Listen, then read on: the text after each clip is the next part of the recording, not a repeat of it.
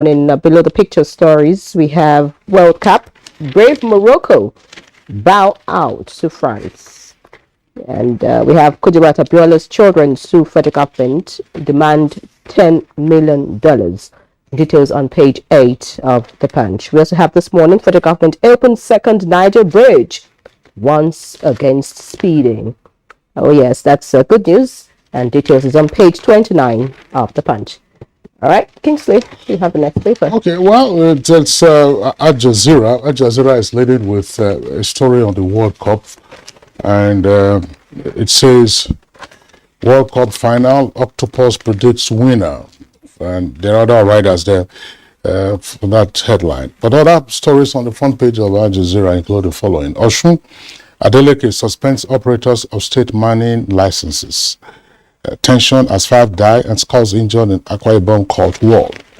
Renewable energy, NDPHC, that's Niger Delta Power Holding Company, to electrify additional 100,000 households. 520 ex-councillors back Abiodun's second term bid.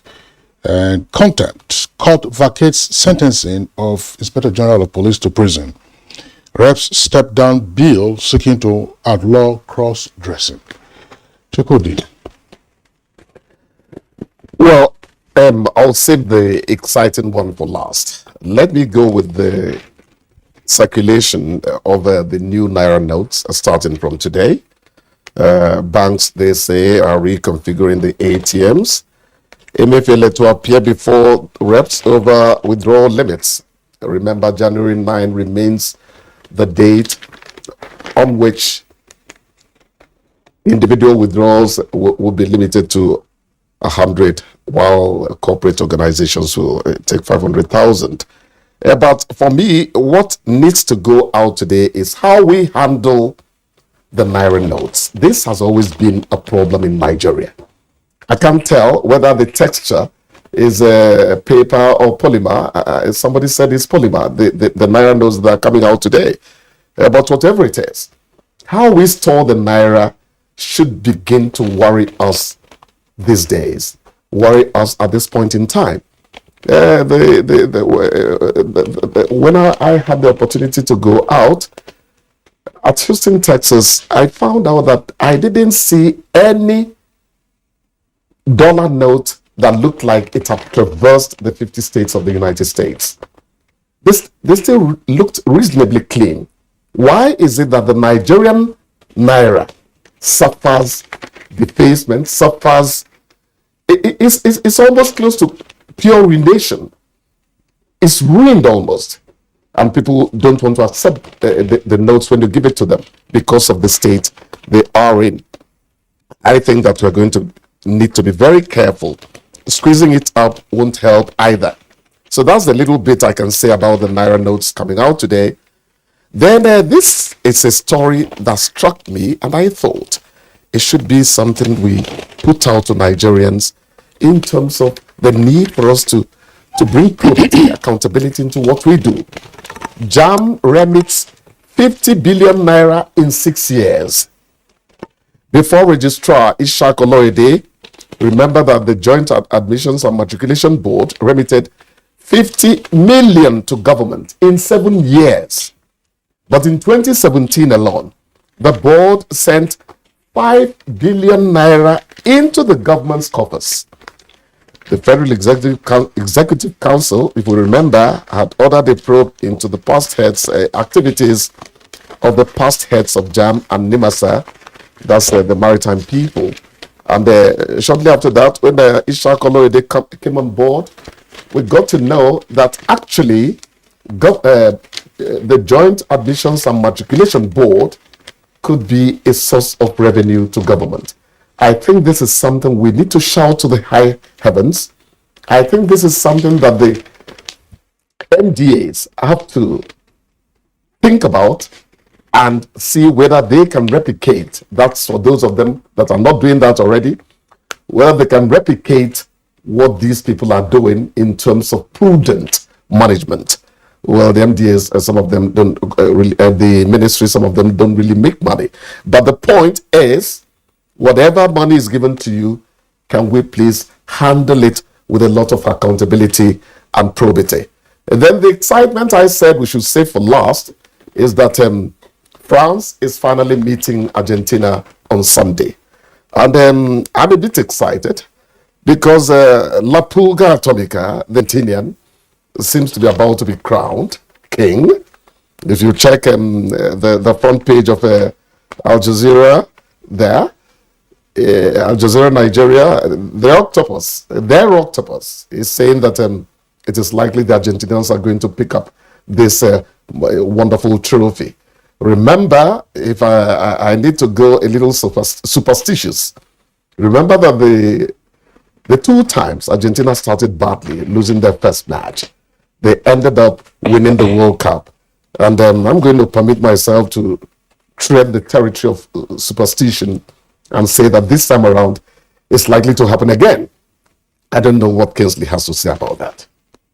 Let's begin with Of course, I'm not going to begin with a sports story, because I don't really feel good that Morocco is out. Although I was a bit, pessimistic about them scaling through the round of 16. I remember you saying, well, anything could happen as far as football is concerned. But anyways, congratulations to France, and whoever wins at the end of the day, come Sunday, I'm okay, I'm fine. As some would say, there are a lot of Africans in the France team. So, if France wins, well, good for me. If Argentina wins, of course, Messi is there. So, yes, I'm happy. But, talking about the Naira notes, which you mentioned, why, our Naira notes never look clean. The notes will be rolled out today, and you'll be surprised in the coming weeks. It would look like it's been there for years. Well, it's because some Nigerians still do not know how to handle the Naira notes. You still see that people spray the Naira notes at parties, they step on it. You go to the marketplace. I mean, it's just everywhere. Like, nobody really cares. They don't think that it's something that should be protected. I think that's one reason why, or rather, some of the reasons why, our Naira notes never look really clean. And I think the CBN needs to do something about that, because looking at how much is spent in, reprinting. Now, this is redesign, okay? In a few years from now, I'm sure it will come out, it's reprinting again, because, some Naira notes are no longer usable because of, how bad they've become. So I think that a lot of sensitization needs to go into how the notes should be handled so we can save some money as far as reprinting is concerned. I didn't want to sound sexist by mentioning gender in terms of handling the Naira. Let people... Oh, no, please don't go there. I won't do that. So, what I think we need to do is introduce the culture of using the purse. Introduce the culture of using the purse. Nigerians don't use the purse. So you can't stretch the Naira note. Rather, you squeeze it up somewhere and put it in your pocket, where those who have been sent from the village. I actually thought you were going a different way. Where I thought you were actually going a different way. Talking about using the purse, yes, but even the women that are supposed to use the purse, we see a lot of women put the money in different places. We don't want to so anyways, I think that a lot of sensitization needs to go into that, so we find ways of handling the notes and how we spend it. Well, and then I think that if you look at the totality of the policies relating to the reissuing of the Naira note by way of redesign or recoloration, and along with the cash withdrawal limits, yes, the central bank is intending that we'll be moving gradually, if not speedily, towards a cashless transaction system. Yes. It is the frequency of use of the Naira notes that results in what we're talking about, especially in the decades since coins vanished from our system. While we were speaking, I was just trying to ask myself what happened in the past. Look, growing up, you hardly saw dirty Naira notes. And I'm talking about 60s and 70s, because you also had coins. The least coin that you had in circulation was a farthing. That is what we call anini. That is 1/4 of a penny. If you did Lacombe's arithmetic, you would know how complex it was solving those arithmetic: pounds, shillings, and pence. Pounds had a pound sign, shillings S, and then pence had a D. So you had the farthing, which was 1/4 of a penny. Then you had the penny, which had a hole in it. Then you had, of course, the triangle signifying the pyramid. Then you had the toro, which was 3 pence. Yes. And then, of course, you moved on and on. When you then came to naira and kobo, that also changed. And then naira and kobo, 25 kobo was called the dollar. 25 kobo was called the dollar. It was bigger. It moved on. Then 50 kobo was a big deal to have. I mean, I say this, kudos to my parents. When I was going to the boarding house, I was given a £1 note. £1? £1 note. £1 note. That's what I was given. So, of course, it took you a long time to even exhaust that money because you had paid for all your fees. That was for 1 year. Yeah, no, it could be for £1. When you come for a midterm break, you also get money. So it is all of that. First, you have higher population, higher transaction, pass-on rate is also higher, and then pure lack of education. True. Pure lack of education. Last bit is very important. People will take their notes and you see them writing on it. Yeah. They forget that, look, abuse and misuse, forget the recent legislation that have been passed, and which are held more in abeyance than anything else. The naira currency, banknotes or coins as they were in the past, represent part of our national identity. And therefore, it's like the national flag. You can't step on the national flag. It's an offense. That's why it's embossed with heroes and Precisely, it's an offense. The same way you misuse it, but you see people. For instance, I think it was some. I'm sorry, pardon this language. Some silly characters in the past at parties, they will roll a bank naira note and then strike a match on it and be smoking. If you are a police officer in that particular plan, you don't arrest that person, you are failing in your duty. The religion of duty. Yeah, so these are the things. So, of course, as I said, it takes a lot more to print the banknotes. We have all kinds of issues around that. So if the CBN says, look, we are bringing in new naira notes with effect from today, we'll start seeing those notes. And then we are also placing a cap. If you want to make any transaction, what is wrong? We get the transaction done online. And it might take a while, but let us be careful. Let us not over-exaggerate the challenge that persons will face. In most transactions, you would find, at least in urban areas, whether it's with your mechanic or some other artisan, you ask the artisan, you get bank account, he say yes. What is your bank account? It will write it down for you or call it out for you. And then you say, okay, use your own your phone to make your transaction and send to him. As he's standing with you there, you will hear pin, that is the alert. You don't get the money, you say, yes, I don't get the money. So the guy goes on, instead of you counting money and give it to him and so on and so forth. That is the way it will be encouraged. So cashlessness is the answer. Yeah, that's right. When you were in Houston, therefore, you didn't see filthy notes, as you are unlikely to find in most advanced countries and even elsewhere around the world. It is because cashless policy has been introduced, and then there's a culture. There's a culture of how the note education. Should be treated. Let me also say this. See, I know we're running out of time shortly. That's a location. I was in South Africa to cover their first non-racial elections in 1994. And the hotel where I stayed, downtown on Small Street in Johannesburg, it was Holiday Inn, 20-something or 30-something floors. The Judge's Bar, it was the title of the bar on the ground floor. So I sat there, ordered for a soft drink, by the way, after I covered my assignment. And I noticed what the barman was doing. The barman, look, it's like your naira notes. Permit me to do this. I don't have a lot of it right here. Please go ahead. So you don't assume that I'm a demonstrative. If you see, let me bring out some more. This is 1,000. These are the old ones. I'm sure with the effect from today, I will change. No. I will change some of them. I hope you don't put it back in there. See, our cameraman is pointing. Now, see the way the notes are arranged. I didn't do it deliberately. See that? See, this is 1. This is 2. This is 3. This is 4. Now, if you see if they give you a bundle of naira notes, you will see the faces that are here. Some to come back like this. Others will come like this. Look at it. You see? You see? So I saw the barman. I observed the barman. The notes he had, he was arranging them the way they ought to be. Look at that. 1. You see? You see, so that you will have the It's face of aligned. it and align them properly. But here, we just, including the ones that they have been picking up from soak away and other locations. Anyhow. I hope it So will be good if you buy. sorry, Kingsley, let me arrange it properly. the service you will do to this crew is when those notes return to the purse. That's right. That would not be fair. No, that's right. All right. Did that happen?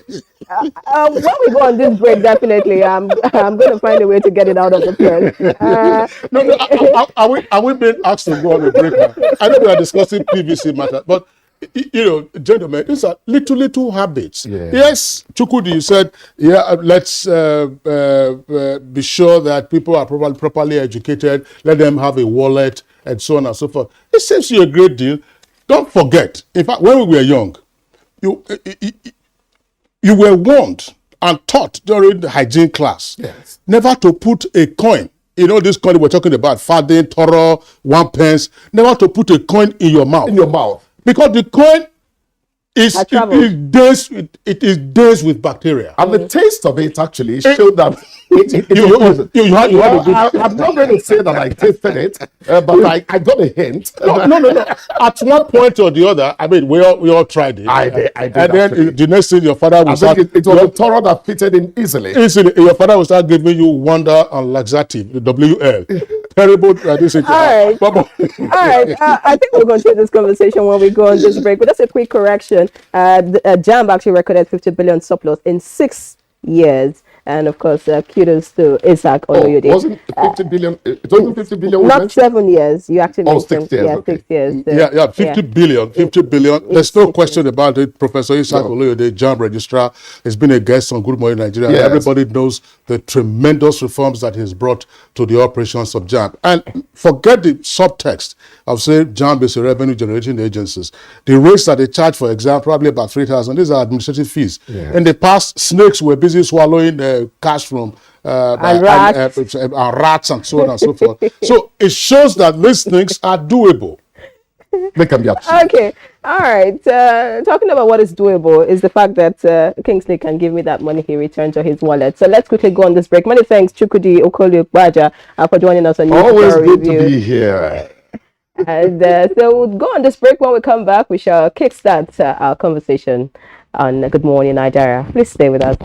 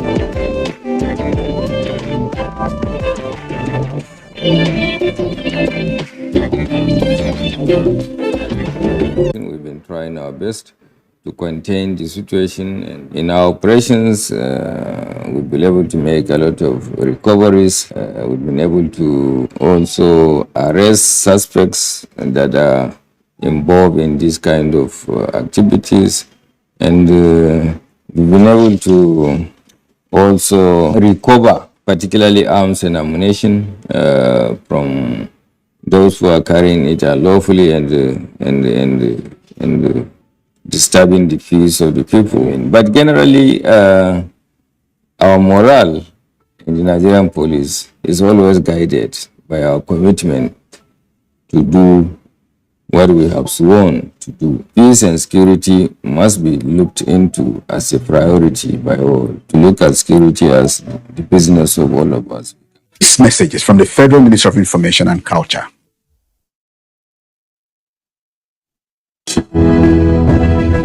The counsel of our fathers. I believe we have fought one civil war too many in this country. So those who experience it will run away from it. Nigerian youth, let's build our nation together.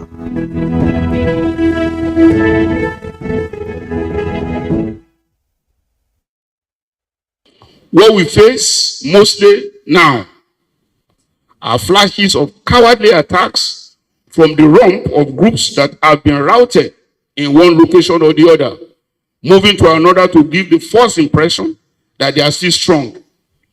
Our ultimate goal is to eliminate them altogether and restore total and lasting peace over every inch of the Nigerian soil. Sounding tall, we take it home. We are determined to ensure that every inch of the Nigerian soil is safe. That determination is there. The order has been given. But we shall continue to protect the lives and property of Nigerians and foreigners in our midst. We shall continue to work for the peace of the nation and deter elements that constitute threats to the people. We shall bear the full powers of the government to secure every inch of our land. We shall not rest until peace is fully restored to Nigeria. This message is brought to you from the Federal Ministry of Information and Culture. COVID-19, that is the black swan of the century, has actually hit the whole world very hard, even the strongest of economies, and Nigeria was not spared. But due to the proactive stance and steps that the president has taken, we've been able to come out quickly. The president has consistently said we must invest in infrastructure, even as we're investing in human capital, that we must invest in infrastructure, because at the end of the day, that is what will bring about a sustainable economic growth. So the president has given us our directive. He has said you must make sure you pay salaries and pay pensions, but you also make sure that the critical projects of roads, railway, airports, bridges, major infrastructure that are meant to drive the growth of the economy, that we consistently invest in them, even if we have to continue to borrow to do so. This message is from the Federal Ministry of Information and Culture.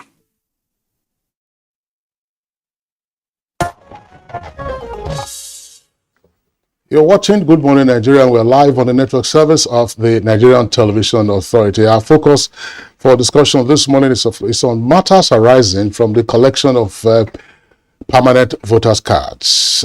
Before we commence, let's see backgrounder by our correspondent, Oyemi Ajayi.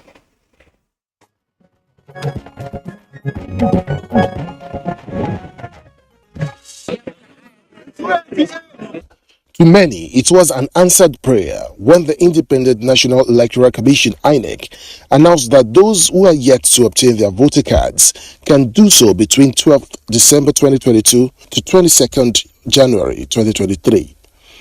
This has caused many to rush to their various collection centers, as this action avails another opportunity thought lost to exercise their franchise.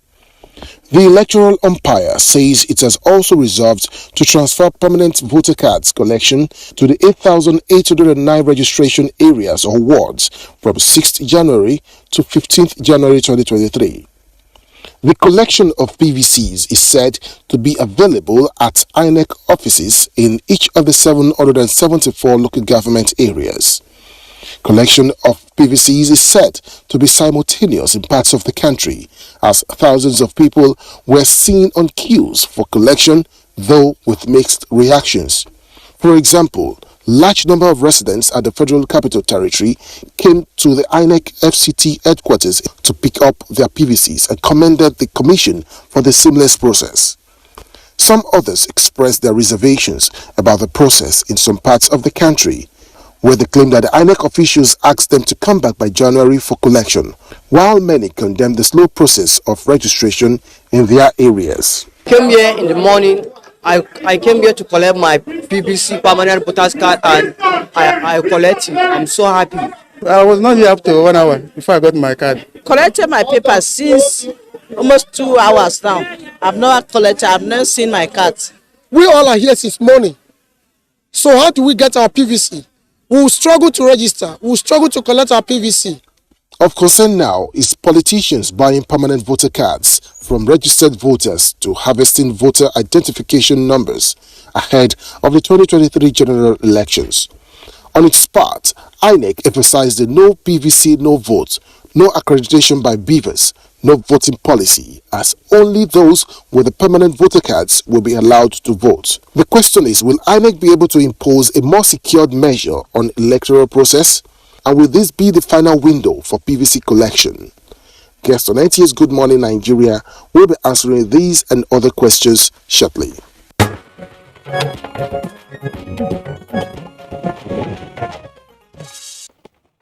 Many thanks, Yemi, for that background report. Now joining us here in our Abuja studio to discuss PVC collection matters arising, we have the international analyst on democracy, governance, and nation building, Minasara Kogo Umar. Many thanks for joining us, sir. It's well as my honor to contribute in developing the nation. Okay, and we also have joining us from INEC with us right here, the Deputy Director, Publicity, Chinwe Obuka. Many thanks, ma'am, for joining us. Thank you for inviting me. Good morning, Vivian. And all the way from the University of Ibadan, we have a professor of political institutions, governance and public policy department of political science, University of Ibadan, Professor Emmanuel Remy Ayede. Welcome. Yeah, good morning. Good morning, viewers. I would like to very specially, of course, welcome Professor Ayede. I was saying a moment ago that we captured him this morning because for our viewers who are regular with us on Good Morning Nigeria, you would know that Professor Ayede usually joins us from our Ibadan Network Center. But today we're glad to have him here in our headquarters studios. So, Professor Ayede, good to see you on Good Morning Nigeria. Same here. Okay. From our Kaduna Network Center, we have another regular guest on Good Morning Nigeria, learned senior advocate of Nigeria, Yunus Ustaz Usman. Senior advocate, we're glad to have you on Good Morning Nigeria today.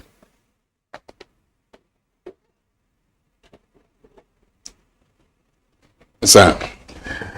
Okay. Via Zoom, this morning, we have a president, Women in Politics, women. That's Women in Politics, WIN, Ebere Ifendu. Ms. Ebere Ifendu, good morning and welcome to our program. Good morning, sir, and thanks for having me. Okay, thank you very much. So let's begin today's conversation with the Deputy Director of Publicity of the Independent National Electoral Commission. After the issues around the extended deadline for new registrants, now we have the collection of PVCs. We're having a new round of issues. What is it that your commission is learning from the collection of PVCs? Thank you very much. The commission fixed Monday, 12th of December for the commencement of the collection of PVCs. And this will be done at the 774 local government areas of the country in our offices.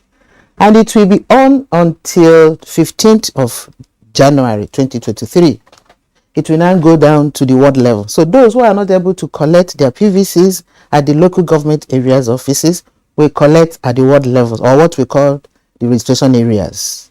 And it will continue until 22nd of January 2023, back to the local government areas offices. And right now, as we are speaking, all our offices are open for people to collect their PVCs. Though some of the complaints we have been receiving, like you rightly asked, it's some people went there from even field reports, but their cards are not yet ready. Their cards are not ready yet, but we are assuring them that before the end of the exercise, we just started 3 days ago, and the cards are being printed by our printers and are being sent to the states for collection. So all the issues will definitely be resolved before the time. Okay, thank you, Chinwe. All the issues will be resolved. Minister Kogomar, I'd like you to respond to what the INEC official has just said. I mean, this is not the first time we are having this issue. Each time it's time for registration, collection of PVCs and all of that, the same issues cropping up. What really do you think is the problem? Is it an issue, with INEC alone, or an issue with the people? Where really can you place this problem? Well, principally, is the refusal of INEC to be taken lessons, to be learning lessons. INEC has been conducting these elections since 1999. These problems have been there. They have been there. There are a number of appeals on INEC to change strategy on this. I am a classical example. I've been to INEC office at the headquarters. I've been to INEC office at AMAC. I've been to INEC office at Area 1 Collection Center. I think I've been there no fewer than about 15 times. I have not gotten mine up to this moment. I've been going there right before 2019 elections. The problem is there. INEC, statutorily speaking, had the power under sections 1, particularly when you take sections 5 and 7 of the Electoral Act that says INEC has the power to design, to print, to issue, to secure and to coordinate the regulation of the PBCs. You understand? So under that, INEC, I expect INEC by now to have designed a means whereby as you register, you go with your card, so that there would not be any basis for you to begin to this thing. Because now, if you look at the situation in the country, the insecurity situation in the country, for you to subject somebody from his village to say he must go to the local government headquarters to collect the PVC. And so many of them are not even literate. So ideally, INEC, what I expect INEC by now to be doing, it should reach the standard whereby at the polling center where you normally register them initially, as you register, you collect your card there. What is the essence of permanent or temporary voters card? Because temporary voters card cannot be used to vote, except in some incidental certain circumstances. Therefore, I expect INEC now to reach level of affection. 23 years is enough for somebody to master the terrain of the road he is following every day. If you look at the provision under section 153, the schedules there of the Constitution, INEC has the independence. All the independence is there. But we should look at it from the developmental angle, especially tally it with section 14 subsection 1 that says sovereignty belongs to the people. Take the PBC cards to where the people are dwelling. Go where they are registering and give them there. Otherwise, it will be confusing by the time, collection of about 1 to 200 polling units, you centralize them under one particular place and say they should come and collect. And so many of them will be coming from villages, and the rest is really not this. Especially now with the campaign already going on, with the apprehensions whether or not this period given should be, even the issue of, say, limitation of the time for registration of voters or collection of this is unnecessary. All I expect INEC to do is, because every day there is somebody that is clocking 18 years of age. Every blessed day somebody is clocking 18 years of age. Every blessed day somebody is dying. Therefore, INEC, all they should do is that probably 1-2 months to election, they will say, we have now sealed. Anybody that will attend 18 blah blah should now expect to participate in the subsequent election, because we need time to prepare for the election that is ahead of us. All right, Menasara, thank you very much. Yes. I want to return to Mrs. Chinwe Obuka to clarify again the timelines for the collection of the PVCs. Let's get that clear one more time. PVCs are ready for collection from when to when? PVC is ready for collections from 12th of December, that was Monday this week, up to 22nd of January 2023. From 9 a.m. to 3 p.m. in our offices. But please, if you permit me, sir, I would like to... No, I'm sorry. You will respond to his issue. Just wait. Earlier, when you were speaking, you said on certain dates, PVCs will be available for collection at local government headquarters, and certain dates again available at the ward level. Break it down for our viewers and then also for our guests as well. All right. From the 12th of December 2022. Yes. The cards will be available at the local government offices of the Commission. 774 local government offices of the Commission. Now, those who are not able to collect at the local government offices can now go to the ward 8,809 registration wards, or what we called arrays, to collect their cards from the 15th of January 2023 up to the 22nd, from 15th to 22nd of January. If you are not able to collect at the ward level, it will go back to the local government. So the final collection will be on Sunday, 22nd of January 2023. That'll be final date for the collection of cards. All right, you said you wanted to respond. Yes, I wanted to make some clarifications. Sir. You did say that why can't people register and pick up their cards immediately? Sir, you know we have a lot of processes we go through. These cards is a permanent card. We don't just print it out just like as the slip we print out from POS. We have to go through some processes before the cards are printed. Now, after registration, after the CVR we did what we call display for claims and objection. You see, because that is what the law allows us to do. You have to display that preliminary register of voters in all local government offices for people to go there and make sure that their data that have been collected during registration are correct. And also check if there are information that they need to supply that they did not supply at the point of registration. They will do that before that cards are printed. What we do during displays, display of register and claims, if you go there and discover you are in the locality and you find out that somebody who is not supposed to be on the register is on the register, probably the person has passed on. INEC at the headquarters may not know that somebody has passed on and the name is still on the register. So that's when INEC now appealed to Nigerians to help us indicate those names that are no longer supposed to be there, and then get the information back to the office, and then we'll be able to remove those names before printing the actual PVCs for people who are still alive and those who are qualified to have the PVCs. We now print the cards for them. I'll quickly respond to what you just said, Chinwe Ogbuka. You said that there are processes that needs to be followed before you print out the cards. Yeah. What about those who are just probably changing polling units?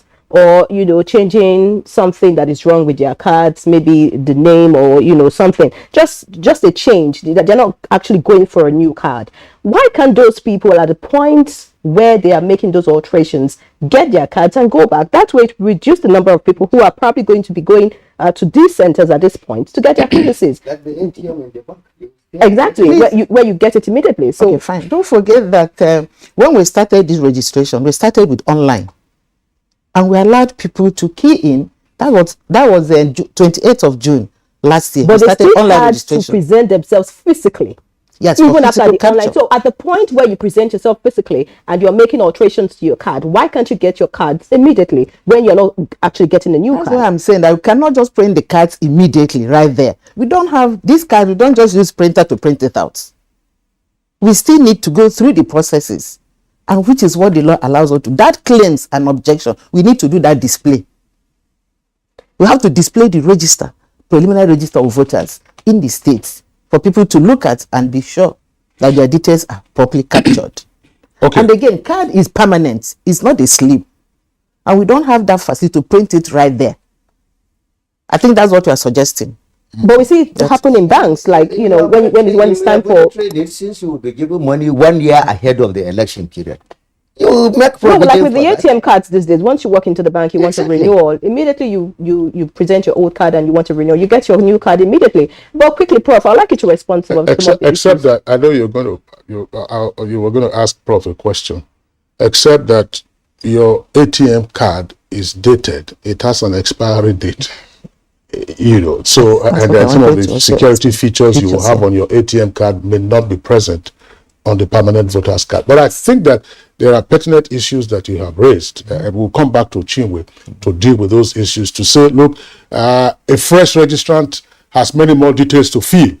And a registrant, or rather a holder of a PVC who has only one or two details to alter should not go through the process. All right. Exactly. So, Prof, I'd like you to quickly respond to some of the issues already raised. I mean, you are in this terrain, you understand what's going on. Like Menasra said, the problems have been there for years. Under Section 41 and 42. Hang on, Menasra. We'll get back to you. So, we'd like Prof to quickly talk about his own experience, because you've said since 2019, you've been trying to get your card, and this is 2022. So, Prof, could you please, respond to some of the I think issues? I have a very different experience. I got my PVC, then I changed the location from one part of Ibadan to the university campus, and it was very easy.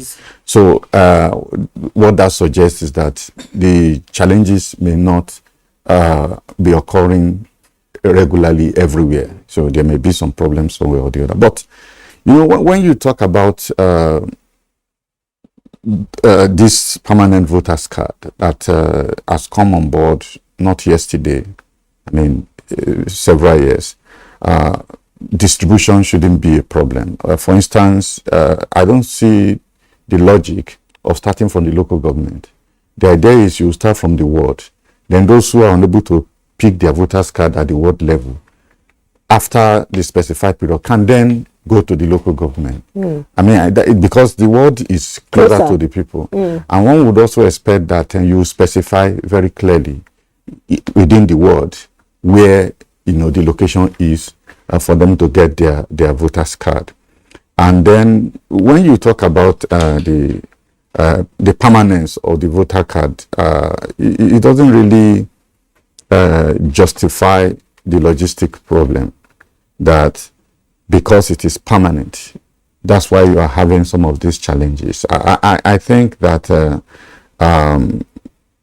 little bit more effort put into the management of the distribution can make a lot of difference.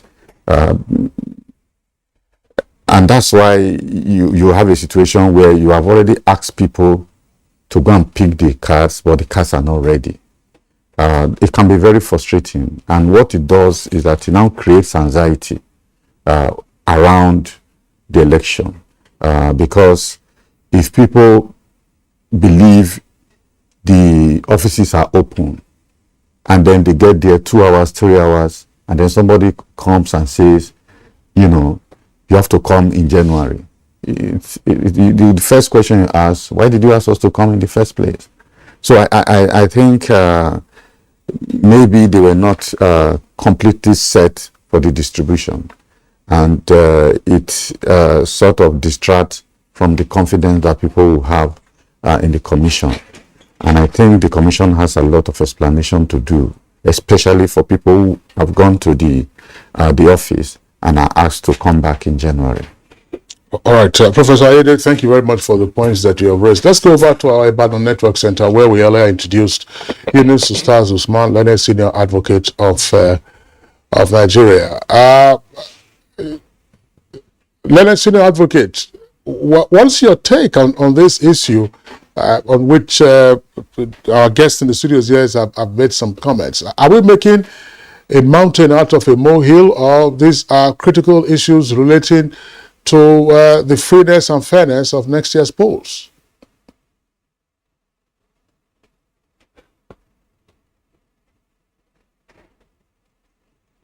I think, to be fair to INEC, if INEC has made arrangements for collection of PVCs at the ward levels, local government levels, and so on, I think INEC has really impressed me. I may be wrong. Look at it. This issue of collection of your PVC at the time of registration is not feasible. Let us be frank. If you say it's a permanent voter's card, it's not possible that you register now and be given, because there is a provision in the Electoral Act that says that after your registration, this thing must be published, verified, so that whoever has objection or any correction and so on can come. So it's not possible for you to be given this permanent voter's card immediately. If you do so, you have run foul of the Electoral Act. Two, my learned brother Menazara was saying that INEC has done this for over 20-something years. A child of 27 years is still learning. And I don't think that INEC has been a bad student in that circumstance. Particularly now, there are provisions which all the political parties are scared of. These provisions of tightening security of votes and voters. And that is why we should give INEC all the latitude to make sure that things are not done the way the politicians wanted them to be done in 2023. That is why we have this delay. We have to appreciate what INEC is doing, really. I will never succumb to a point. And if INEC does that, I'll take it up with INEC. To a point that you are registering, you are giving your permanent voter's card. Then, what if somebody says that the person who came to vote is not qualified, or is underaged, or is not a Nigerian? And how do you do it? Please, we have to follow the Electoral Act. I think INEC is not doing badly.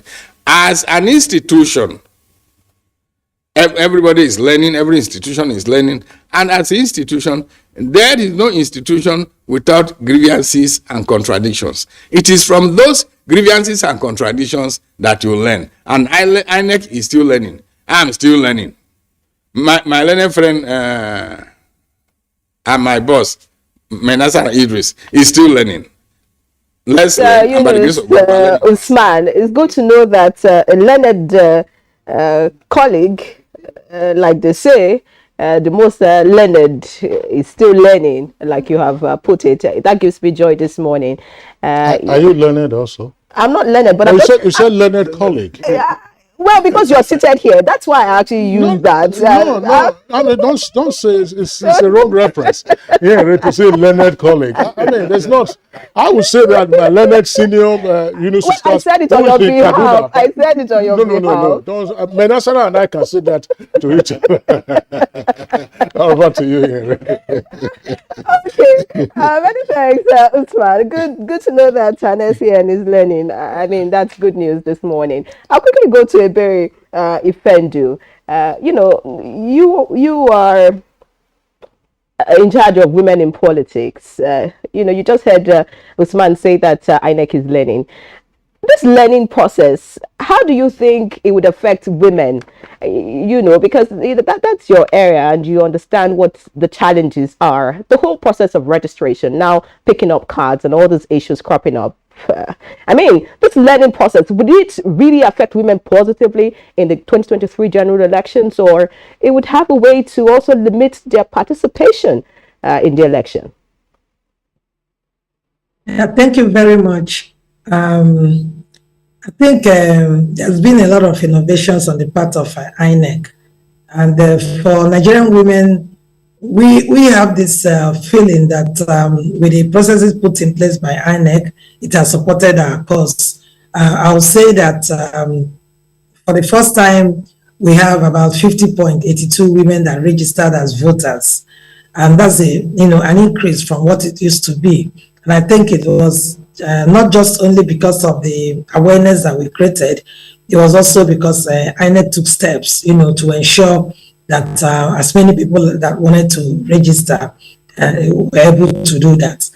The major concern for us now is the collection of PVCs. We have already rolled out campaigns on how we are going to achieve that, making sure that the youth, women, and persons with disabilities are able to get their PVCs. Because if you look at the number of registered voters, these three components, youth, women, and persons with disabilities, make up 70% of voters. So it's very important for us to be able to get our PVCs. But I listened to one of our participants here who talked about, these challenges, when he tried to get his PVC. I think that should be in the past. For me, my son lost his PVC, and he went to AMAC here because he did, a new one. Went to AMAC, and like he told me, he said it was just about 5 minutes, not even up to that, because he walked up to them. They already had planned out, how to share the PVCs in alphabetical orders. And so they just gave them his name, and then they went to the next place and brought out, PVC. He said, Mombo, at least there are so many PVCs there, but the way they planned it, the way they packed them, it was so easy for them to just, bring out his and give to him. And he signed and collected his PVC. So I think it's for us actually to get people to go out now to get their PVCs.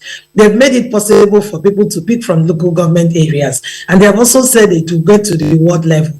I mean, if we go out now, my worry is that Nigerians, as we always do, we want to wait till the last minute, and then they will crowd INEC. They said they will be open, from 9 a.m. to about 2 or 3 p.m. every day, including Saturdays and Sundays. Please, it's the time for us.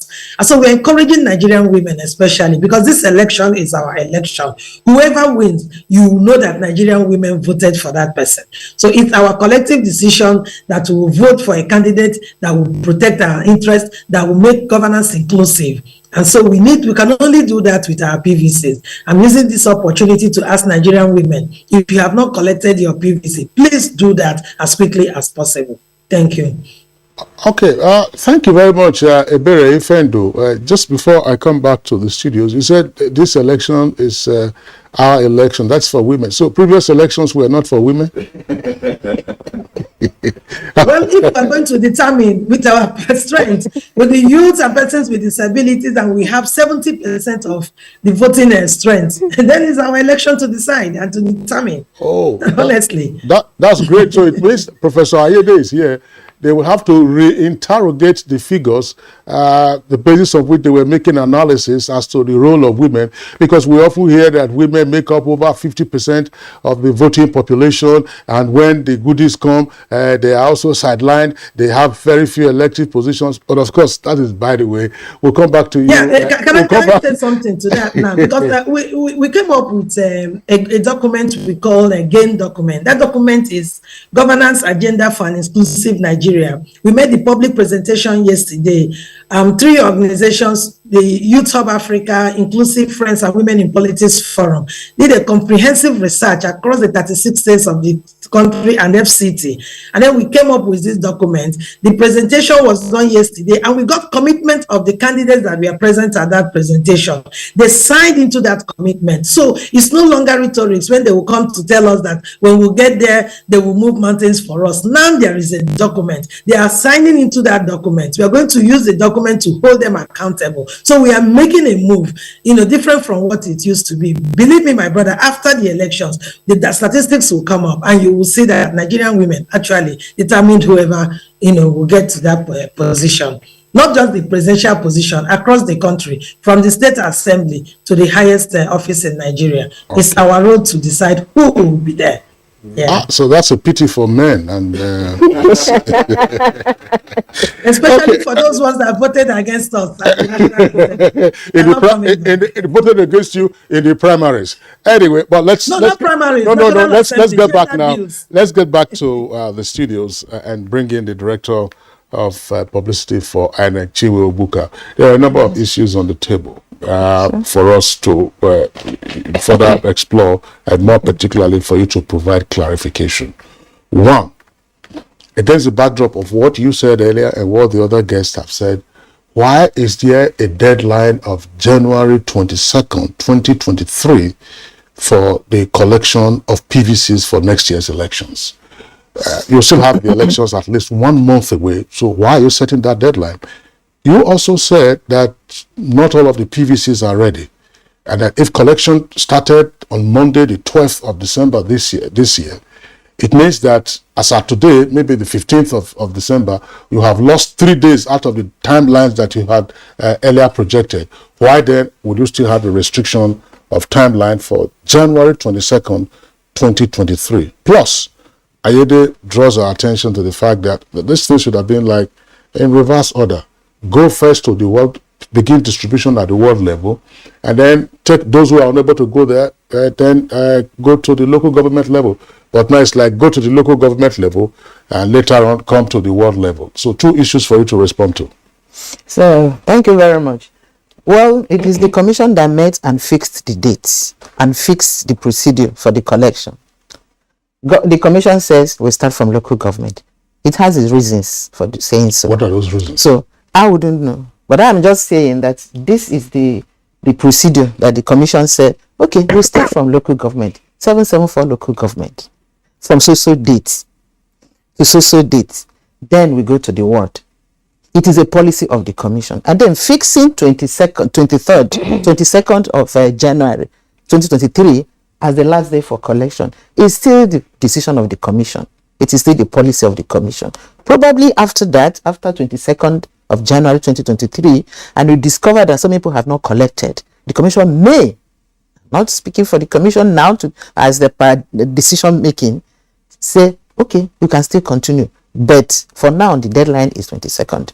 And again, what you said, some cards are not yet ready. You said that. I was quoting you. Yes. We also discovered that people that went there and did not see their cards, the cards have not been printed by the printer, but the cards are already being printed. But as soon as they are printed, they will send it to the state. Like I said, we started 4 days ago. Today is the 4th day.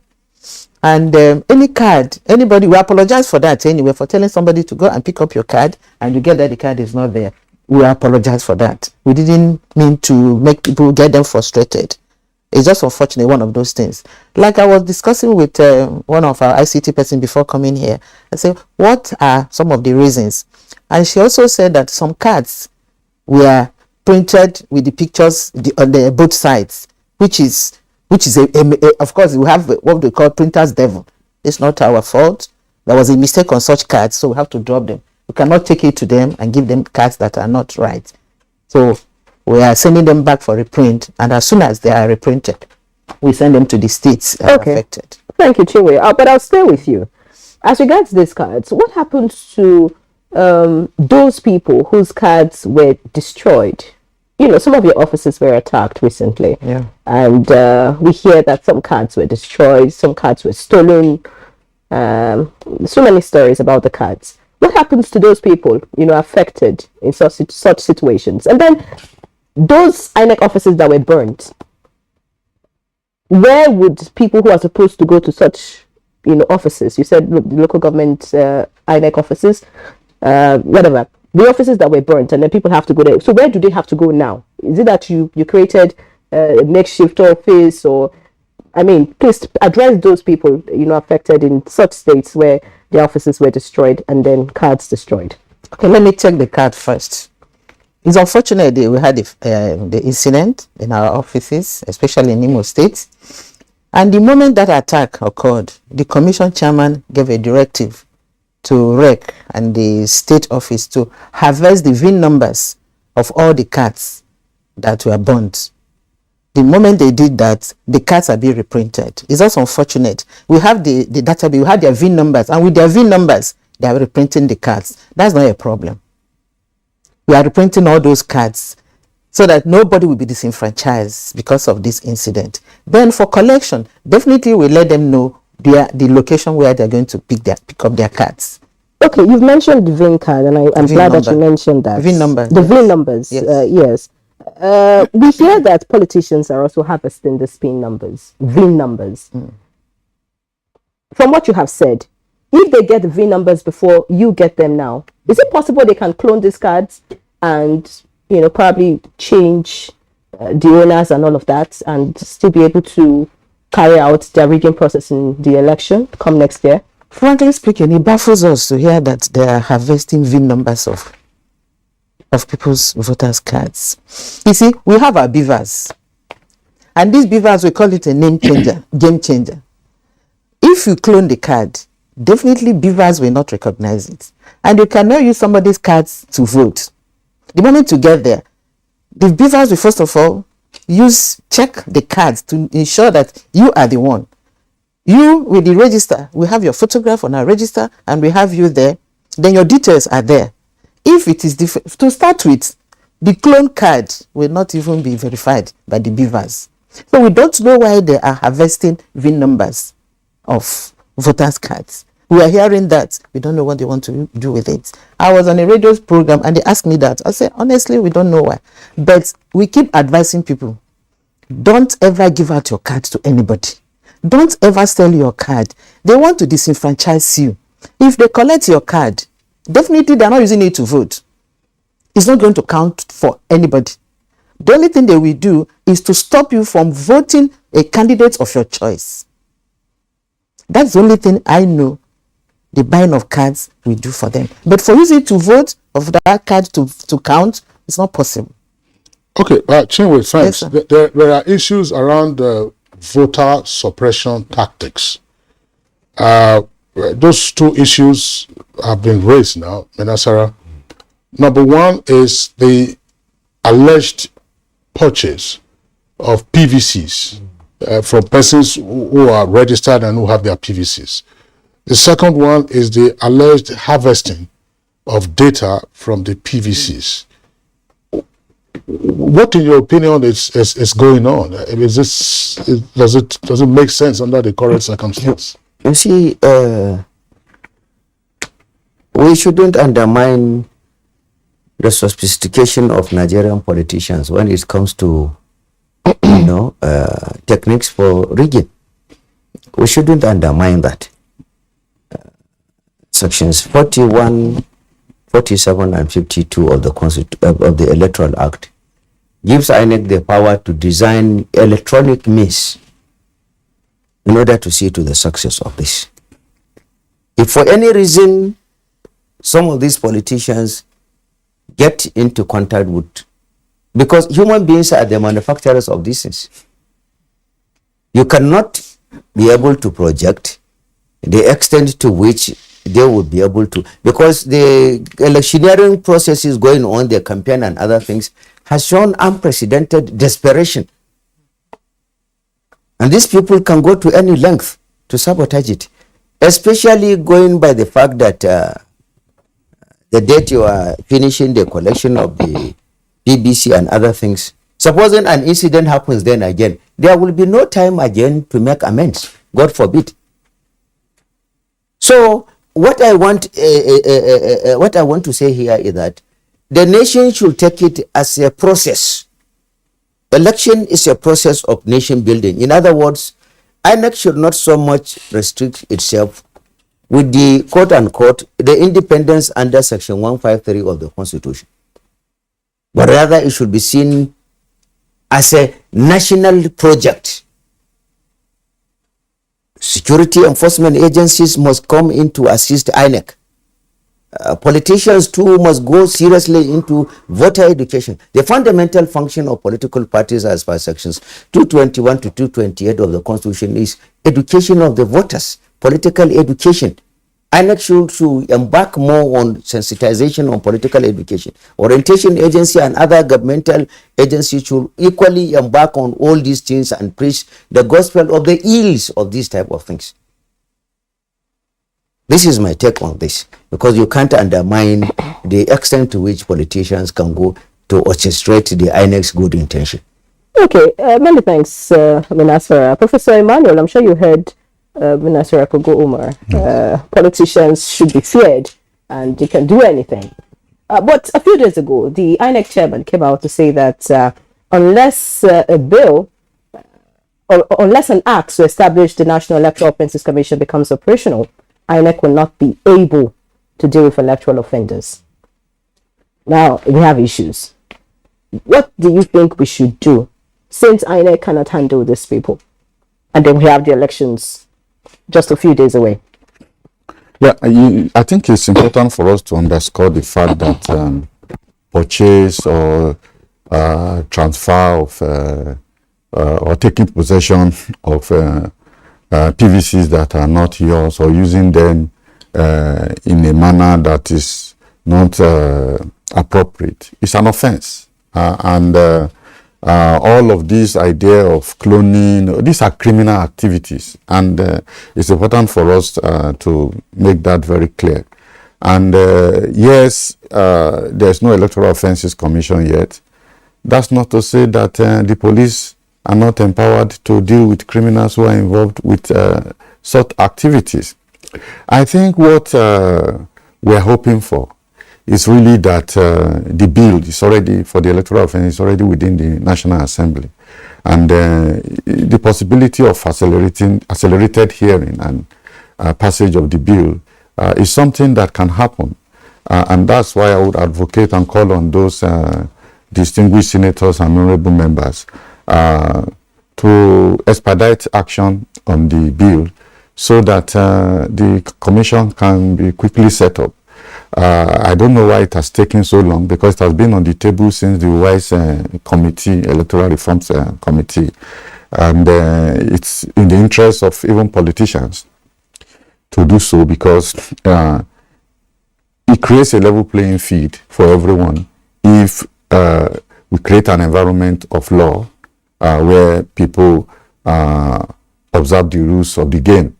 Once you open it up, the chances are that we don't have equal power, and what the law does is to protect the weak. And so if the Electoral Offences Commission is set up, you have to start another process again of trying to put the structures in place, ensuring that we have people with the appropriate skills to be able to apprehend, prosecute. You know, there's a whole lot of activities that will be involved in getting the commission, you know, to actually become active and effective. So we really need it as a matter of urgency. But in the meantime, it's important for us not to think that because the commission is not yet set up, therefore all electoral offences can go on without any consequence. I think it's important for the security agencies who are part of the electoral governance system to be active in that regard, especially when we see criminal activities, the burning down of INEC offices, deposition of PVCs in places that are they are not supposed to be, and then of course this whole idea of clothing. Many political parties are apprehensive when they hear all of this, and then they put a question mark on the integrity of the entire process. So it's important for the security agencies who are currently saddled with that responsibility to support the work of INEC. I mean, we've talked about, others have talked about the innovations that have been going on within the commission. Such innovations will not be effective if, you know, those who want to break the rules, who want to, you know, break the law, allow free reign. So it's important for and there are many, from the civil defense to the police to the DSS, and there are lots of roles that they can play in trying to apprehend these criminal activities and prevent them from continuing. All right, Professor Ayede, thank you very much. You saw Yunus Ustaz Usman SAN a moment ago on the screen. I want to ask him this question in our Kaduna Network studios. How, again, does one begin to explain the sense in one alleged purchase of PVCs, and some PVCs have also been exhumed from septic tanks and gutters, and now the cloning of data on PVCs. I mean, everybody was extolling the fact that with the introduction of more technology into the voting process, the professional riggers could be out of commission already. But what you of course have tremendous experience in election petition as well as generally in electoral jurisprudence. How does one understand what is going on? As I said, PVCs buried in gutters and septic tanks, PVCs being purchased when INEC says, look, under the beavers, you can't use another person's PVC. What do you think is happening?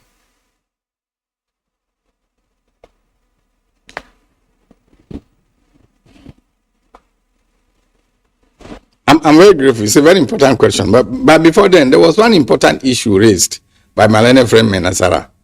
On this issue, and the last speaker, on this issue of want of the establishment of electoral offences tribunal. It's important. You see, there are sufficient provisions, sufficient. It is just lack of political will on whoever is there to implement it. We have section 145 of the Electoral Act that says whoever commits an offense under this act is triable either in the magistrate court or in the high court of a state or in the high court of the Federal Capital Territory. For the avoidance of doubt, please, just a few sentences. May I read that to Nigerians? 145. Any offense committed under this act shall, that is must, be triable in a magistrate court or a high court of a state in which the offense is committed, or the Federal Capital Territory, Abuja. So that an idea of establishing another one is just to waste the public money. Our prayer is for the security agencies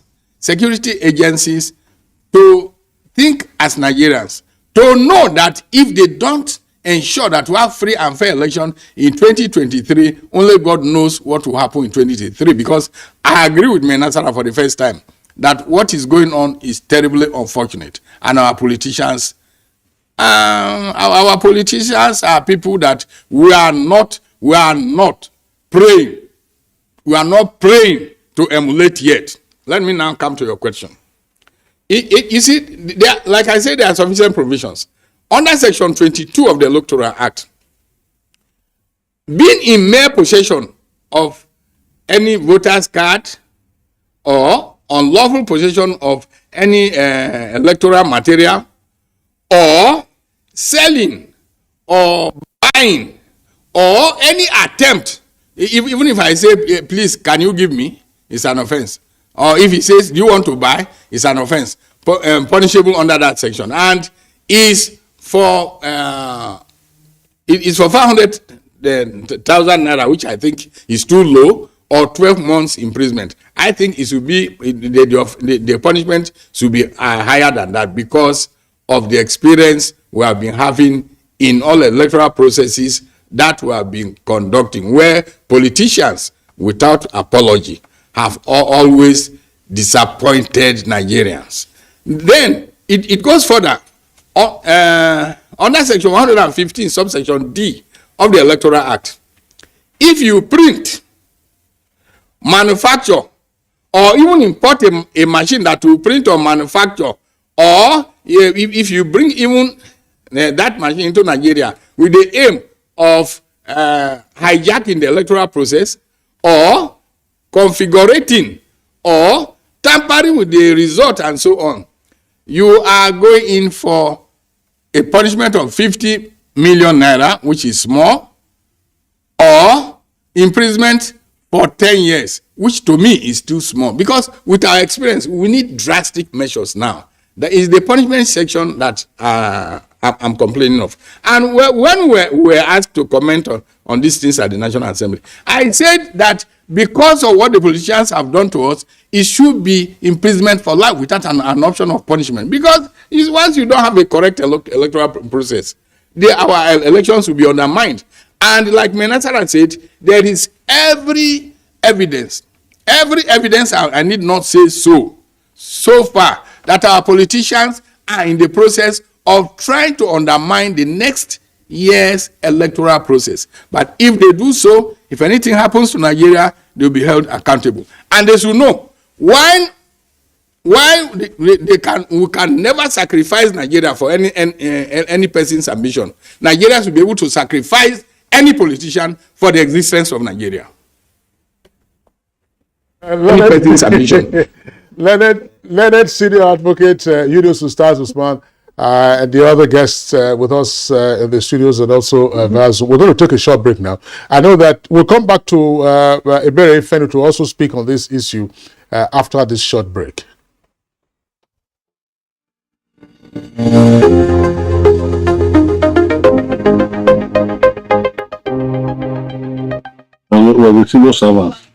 I'm a teacher by profession. I trained as a nurse.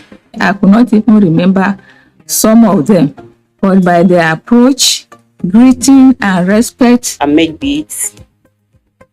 I liquid soap. I have stopped buying liquid soap from the market. I make it, and I teach these young ones how to do that. And when I do, it is not for any fee. In most cases, I serve as consultants. Many people come to me inquiring how to go about doing the farming. I normally direct them on what to do. Right now, I'm not into any paid job, as I said, but I'm happy doing what I'm doing. Senior citizens over the years have shown that they are still capable of working. They have shown that retirement is only but a social construct, not a limitation. Senior citizens until the end carry around a wealth of knowledge that we can tap into. They have walked these journeys we now walk today. They have amassed all of these experiences so they can stand holding the torch so we do not stumble in the dark. Our senior citizens are national assets, packed full with inestimable value. They should not be condemned to a life of obscurity, but one where they serve to illuminate our path. Promoting senior citizens for intergenerational workforce.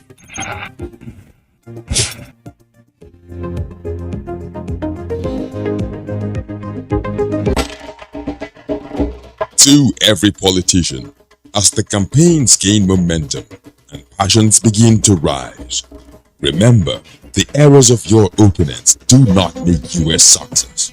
Do not run down your opponent and inflame passions to violence between and among your supporters. What counts is what you plan to do for the electorate and how you intend to relieve the sufferings and bring succor. Nigeria is in dire need of patriotic leaders at all levels, leaders who will make national development their priority.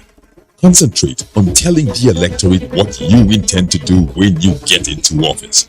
Focus on making your vision clear to the electorate. Don't engage in verbal abuses, fake news or speeches.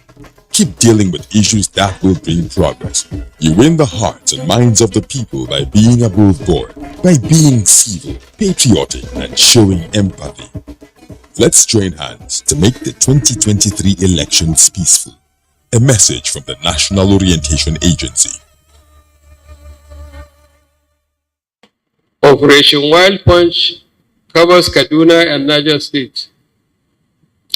The operation was recently reorganized to also cover the critical Abuja-Kaduna Expressway, which had a defunct standby alone operation codenamed Operation Thunder Strike. Additionally, as part of the Operation Wild Punch, a subsidiary operation codenamed Operation Forest Sanity has also been launched to flush out the terrorists from the forest that straddle Kaduna and Niger states. These efforts were geared towards flushing out criminal elements from the Kaduna-Abuja Expressway and its environment. I am pleased to inform that Kaduna Expressway has been secured through a combined efforts of the armed forces, the police, and other security agencies. This message is brought to you from the Federal Ministry of Information and Culture. The Ministry of Police Affairs under my watch has been instrumental to strengthening the Nigerian police force to tackle challenges in the internal security architecture of the nation. To effectively achieve its mandate to protect lives and property within Nigeria, the Nigerian police have deployed operational intelligence and the ICT-based apparatus to tackle and stem the tide of crime and criminality. Some of these efforts include the maximization of the Force Intelligence Bureau, Intelligence Response Team, and Special Tactical Squads through digitalization of emergency contacts via the NPF Rescue Me application for emergency response at the tap of a button. This message is brought to you from the Federal Ministry of Information and Culture.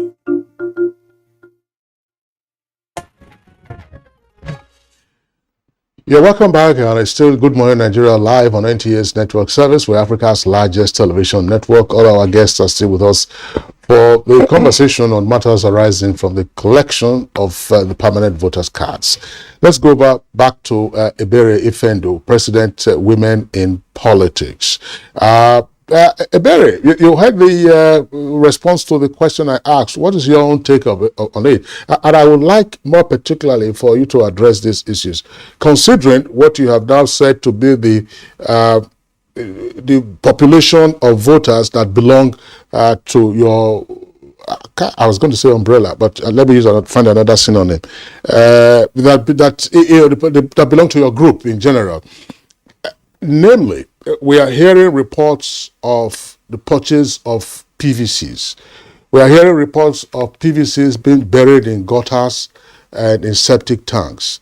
Have your members reported to you of attempts by some persons to purchase their PVCs? If there have been any such reports, how much are they offering, and what reasons did they give to them for seeking to purchase their PVCs or harvest the data on their PVC cards? Has anyone, for that matter, told you, they say, oh, somebody said, hey, Kingsley, come, where's your PVC? Let me see it. Let me see how it looks like. Have you got such reports? That's one. And secondly, what do you think are the consequential effects of some of these accounts that we've been discussing?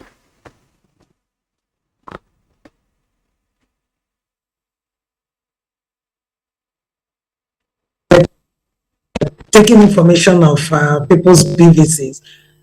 We have not, received any information of outright way of PVCs from them, but though it does exist, especially at the rural areas, and then we keep reading about such, incidents. And for me, I think it's very wrong, especially with the level of violence that we've already registered across the country. You may recall that a few weeks ago, a woman was killed in Kaduna State, and so some of these things will lead to increase in electoral violence. And then the increase in electoral violence also is happening because we do not have a system where perpetrators are punished, identified and adequately punished. I want to say that when I served at the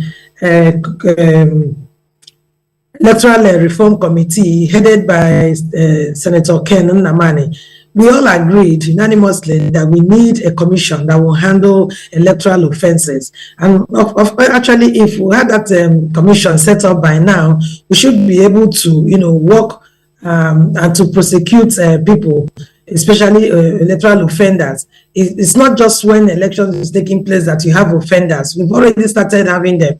I know of a state, my state actually, where they said the governor, gave them forms to fill, and in the forms to fill, you have a place where you have to put in your BVN number and things like that. In fact, somebody had to send it to me asking if this is correct. And you see, the politicians are looking for every means, to distort this electoral process. Some of them are beginning to feel jittery because of the beavers. And actually, this is one place I have so much respect for the president for taking a bold step against every form of distraction to sign into the Electoral Act. I believe that with the beavers, we have reduced rigging to a point where we can handle, because what we have now basically is vote buying, and this is what they want to use all this information to do. But it is for us as citizens, for us as women, because I'm putting it more on women, because when they come, they want to give them, silly offers to them with detergent and a little offers, and then women, because of the poverty level. But this is not just restricted to women; it's for everyone, both men and women. And so we want a situation where vote buying will be curtailed to the barest minimum. We want a situation where when you vote, your vote will count, so that it will also reduce violence. I tell you that with the beavers, we have reduced violence from ballot snatching and the rest. But we need this commission, and we need, the police to be more proactive. By now, we should be hearing of people that they've arrested. We should be hearing of people that are being prosecuted. So to reduce violence against everyone, especially women during elections. And this starts from now, because the campaign season is already there.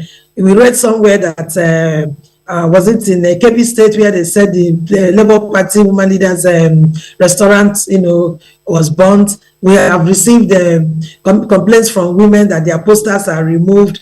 We've received complaints that their banners are removed. They are not allowed to, campaign, things like that. So these are issues that the police, the general public should be handling. But at the same time, if you follow the normal court process, like the learned said, the problem with that is that it will take a very long time to get judgment, and when judgment, is delayed, it's as good as denied. So I believe that the Commission of Electoral Offences Commission will give us more time. Quick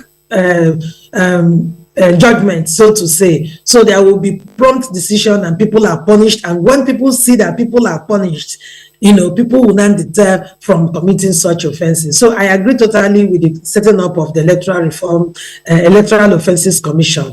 Okay, thank you so much, Barry. You are in support of the Electoral Offences Commission. I'm sure Menasera would like to respond. You heard the Leonard Senior Advocate of Nigeria earlier talking about the fact that the commission will be just a duplication of what already exists, and that's the electoral. We already have laws that takes care of it, and agencies that should deal with the matter.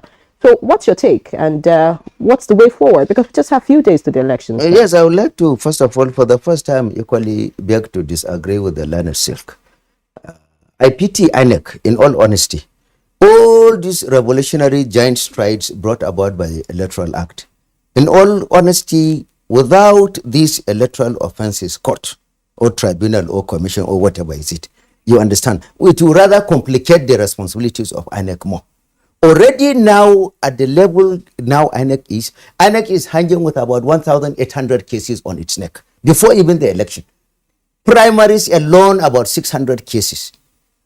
It is very, very important. Leonard Silk chronicled avalanche of offenses. All of them are there under section 114 to 129 of the Electoral Act. But where the problem lies is the prosecutorial power under the Electoral Act is now vested on INEC.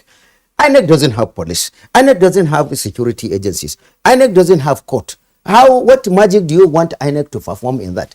And then going by the tradition of the snail speed type of judicial processes in the country, so long we don't amend the provisions of sections 203 to 304 of the Constitution, whereby you are talking about the structural setting of the courts, we bring about this tribunal. It should be a special court, a court of summary trial, whereby when you come, you present the case, there should be limitation of time within which to adjudicate and pass judgment, maximum maybe 2 to maximum 6 weeks.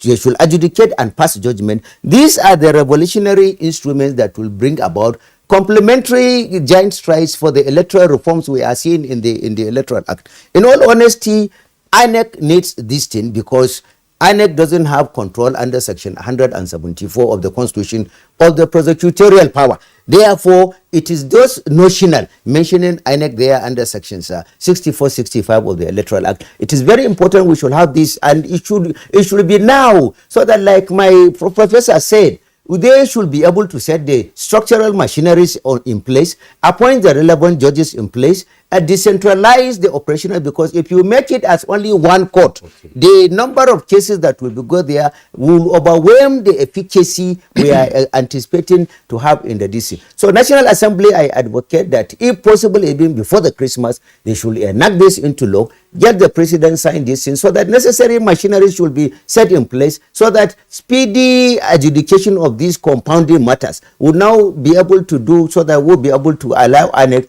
to concentrate on other things rather than facing matters of litigation day and day. I pity INEC, and it is very important. The nation needs this institution now more than ever before.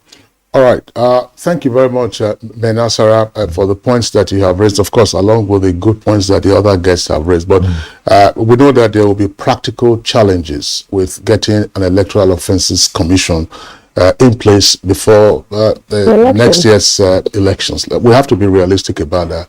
Soon the National Assembly will go on their Christmas break. Yes, it's an urgent matter to deal with, but we know offences have already been committed. And offences are still being committed.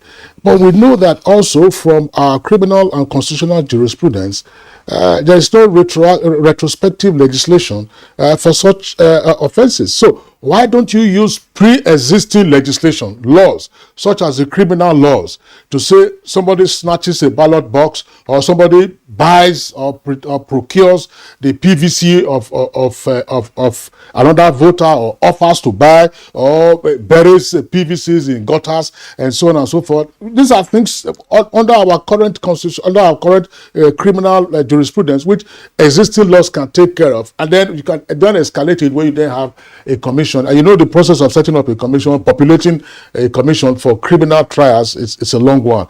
I know, Chinwe, you have a response to these issues that have been raised as to INEC's major challenge in prosecuting electoral offenses. Some persons will draw attention to the fact that ICPC, for instance, or EFCC. EFCC, of course, has the capacity to investigate and then outsource prosecution. Why is INEC sitting back, or what can INEC do to say, look, we make a few examples of some of these criminal elements, not just in the course of elections, but in the general electioneering season? Chinwe.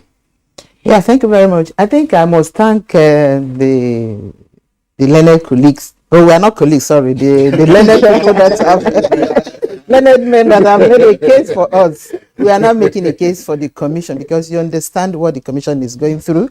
You know it is not easy for the commission. 3 different committees, Lemu Committee, West Committee, and Ken Namani Committee, have all suggested the establishment of this commission. It shows that they know the importance of it. They know there's need for it to enable commission to continue with its work. Commission has a lot of responsibilities. Commission deals with political parties. Most times you have over 90-something political parties, though we have 18 now. We register those parties. We look at their campaigns. We look at their finances. We monitor their activities. Commission registered voters. We have over 90 million registered voters handled by the commission.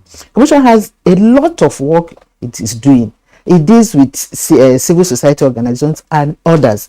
So it is now why the commission is now appealing and pleading for the establishment of this commission or tribunal to enable it face other processes of ensuring that election and other electoral activities are perfect.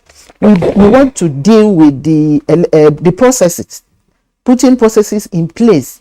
But those processes are being undermined by the criminal acts that we've also been talking about. Yeah, it's distracting us from doing what we're supposed to do. If a different commission is handling that, then commission can now face face election and preparing for election and making election work. Okay, Chinwe, facing election, just that we do not have time. I wanted to ask you, because I hear that the commission is planning to migrate people in densely populated polling units to sparsely populated ones. My question would have been, if we had time, why now? Because once people take their PVCs, they expect they're going to vote in a particular polling unit. You expect them on election day to now be running around looking for where they are to vote if they are changed?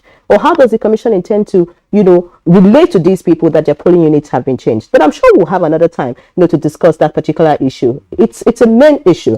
I'll quickly come to you, Professor Emmanuel. We do not have time, so quickly just wrap up. What do you really think that the commission should do? You've heard the learned SCN, you've heard Minasara, you've heard the Berry, and INEC. What's your own, solution to this problem? Pastor Delo made a point that you can do a demonstration effect by persecuting a few to show that you can't get away with these things.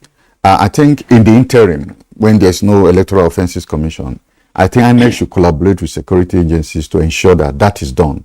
Because if you just sit back and say nothing can be done, then you give the impression that between now and the elections, they have a free rein. And that would be very, very bad for the electoral process. So I think these are measures that can be taken at the interim. But in terms of other activities that, because the unbundling of INEC has been on the table, And if INEC says we can't do this, we can't do that, I think it's important that we take them seriously. All right, thank you so much, Professor Emmanuel Remy Aide, Professor of Political Institutions, Governance and Public Policy Department of Political Science, University of Ibadan. Many thanks for being our guest this morning. It's been a pleasure. For coming all the way from Ibadan. Good to have you. All right, I also want to thank the Deputy Director of Publicity, INEC, Chinwe Obuka, for joining us this morning. Many thanks for the explanation you've given so far. We hope that we'll have you some other time before the election, to tell us some more and get Nigerians enlightened about the whole process. Also, right here in the studio, the international analyst on democracy, governance, and nation building, Minasara Kogo Umar. Many thanks for being our guest this morning. Thank you very much. All the way in our Kaduna studio, we had joining us a legal practitioner, a member of the Senior Advocate of Nigeria, who, told us this morning that, of course, being learned doesn't mean you shouldn't learn.